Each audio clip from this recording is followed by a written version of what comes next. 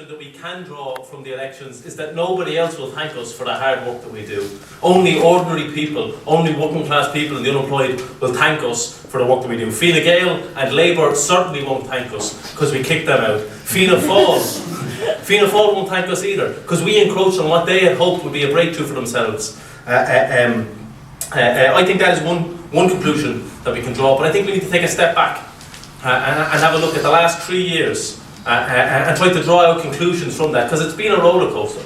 The last 3 years has been a real roller coaster. From the highs of the massive boycott of the household charge and those protests, to the difficult times when the government brought in revenue and bullied and intimidated people into paying and knocked people's confidence. And now to when we have managed to score a huge political victory out of that knockback, that we faced on the property tax, we managed to salvage a strong breakthrough locally and nationally, and hopefully have taken a step forward in rebuilding that confidence of ordinary people to fight for ourselves. And I think we need to start drawing those conclusions out, trying to have an assessment of what has happened and try to get to touch with the situation that we are facing.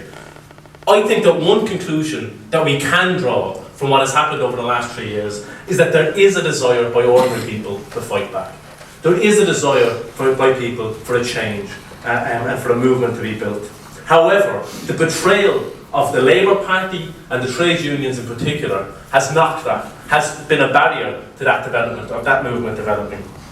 And the Labour Party, go back 3 years, the Labour Party told people there is no need to fight. There is no need to build a movement against austerity. Simply vote for us, and when we're in, we'll put an end to this. They then turned around and broke those promises. Instead of going Labour's way, they went Frankfurt's way.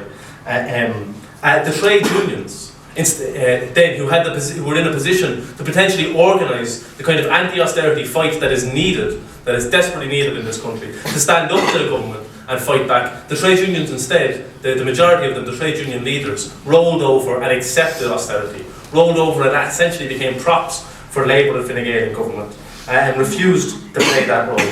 And it was left to ourselves. Other political forces spoke out against austerity, opposed the home charges and the water and the property taxes, but did not build the fight. Did not use their positions that they had at that stage on council and at all. They did not use those to build a kind of movement, a kind of mass movement. It fell to ourselves in the AAA to do that. It fell to us to try to build that kind of a movement. Unfortunately, when revenue was brought in, the reality was we weren't strong enough. The organisation that we had was not at that stage strong enough to take on and to defeat the government. To give people the confidence to hold up strong, to give people the confidence to fight back. Today, hopefully, what we have done in having a breakthrough in the elections is we have taken a step towards building an organisation strong enough to give people the confidence to stand up and to fight back. Hopefully, we have taken that step.